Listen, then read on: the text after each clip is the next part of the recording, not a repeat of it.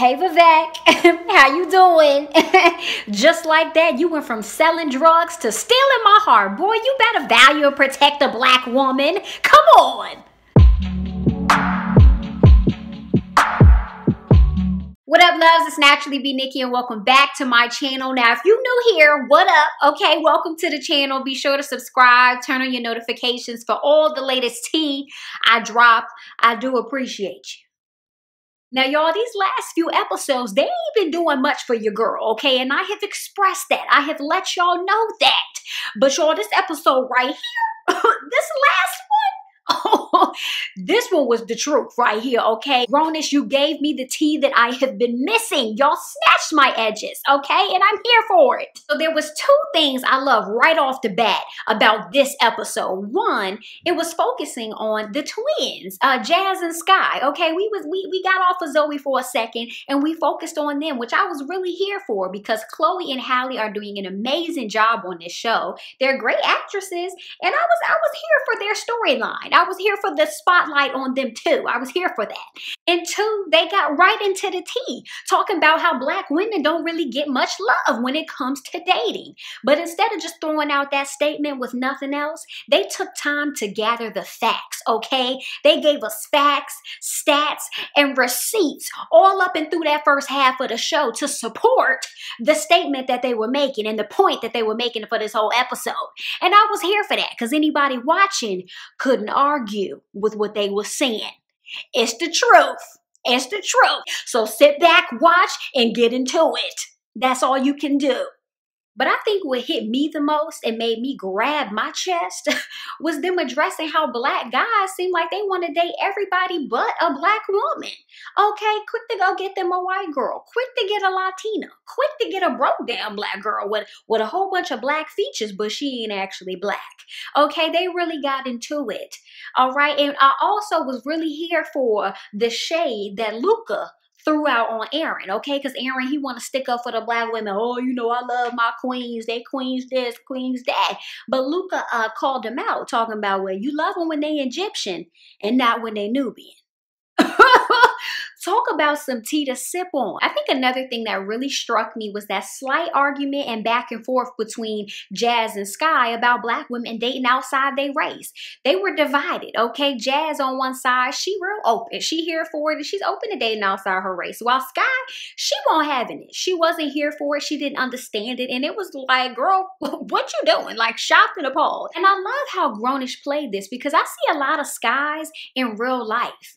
And why, you might ask? Well, Vivek hit the nail on the head with that Malcolm X quote, okay? The most disrespected person in America is the black woman, okay? The most unprotected person in America is the black woman. The most neglected person in America is, you guessed it, the black woman. So to avoid even further societal judgment and scrutiny, you know, I think a lot of times us black women, we play it safe. You know, we real cautious with the moves and the decisions we make, you know what I'm saying? Almost so much that it kind of holds us back in a way.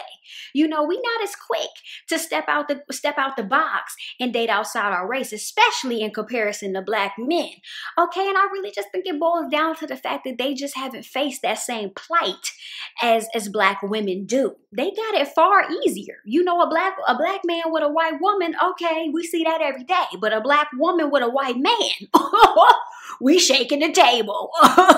The world about to end. You know, that double standard is ridiculous. But y'all, I gotta say, I was really here for Jazz and how open-minded she was in her approach to dating guys. You know what I'm saying? And I'm real here for that philosophy. Now, don't get me wrong. Everybody is entitled to their preference. I myself have a preference in guys that I like and that I go for, definitely. But I think it's super important, like Jazz said, to be open-minded. I think it becomes a problem when your preference kind of turns into a requirement. Like you're literally adamant about not dating an entire group of people based on their looks or their physical features. Like, come on now. Like, you literally just will not. Oh my God, that girl is dark skinned. It ain't happening. I'm not doing it. Not doing it.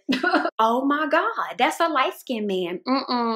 can't do it. I feel like when you that adamant about your preferences, they're almost requirements. And you have to take time to explore that. You know what I'm saying? That's something that you really got to dig deep within yourself to figure that out. Why are you like that? Why are you excluding a whole group of people? You really just ain't gonna give them a chance at all? And it's one thing to just be adamant about not dating a whole group of people. Like, you know, that's one thing. But when you take it a step further and also put down those people in the process, you got to explore that. Okay, something going on up here, something going on in here, and you got to educate yourself. You got to enlighten yourself. You got to dig deep and explore yourself, because there is some type of insecurity.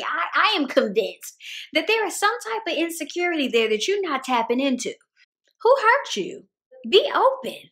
Y'all, I was also here for this Diggy appearance. Okay, it was good to see you, my brother. It's nice to know you still look fine. But even in this episode, Diggy was caught kicking it with a white girl, all right? And Sky peeped that. But instead of just feeling some type of way about it, Sky decided to go to the source, okay? And she asked Diggy straight up in the club, girl. She ain't waste no time. What you doing? Why I only see you with white girls? And I was really here for it. You know, it's great to ask questions, have conversation, create dialogue. And because Sky did that, she ultimately ended up throwing her sister Jazz the alley-oop. Okay? I am really here for this Jazz and Diggy combo. I'm here for this. I'm looking forward to that. But in the midst of all this tea, Zoe is still focusing on her craft, okay? With her partner, Luca, on their Teen Vogue fashion assignment. And y'all, I ain't gonna lie, I am really, truly, tremendously here for this Luca and Zoe combo. She talking about this man pushed her to be better. That is like the #1 ingredient to a keeper, okay? Luca is literally my favorite character on the show, okay? He's so fine, he's so handsome, so smooth, so smart, so shady, so funny, so loyal. And Luca the type of dude that he ain't gotta say much to catch your attention and to make an impact. You feel me? Ultimately, y'all, I was beyond here for this episode, okay? I think Grownish did a phenomenal job of tackling so many important issues, especially within our generation. You feel me? It hit my soul, it hit my spirit. But I'm curious to hear from y'all, man. I got so many questions. Like, are y'all here for interracial dating? Do y'all feel like Black women do have a tougher time when it comes to dating in comparison to Black men? Are you here for Luca and Zoe? Are you here for Diggy and Jazz? Like, let me know all that in the comments below, and let's keep the conversation going. But in the meantime, hey, Vivek. I'll see you all next video.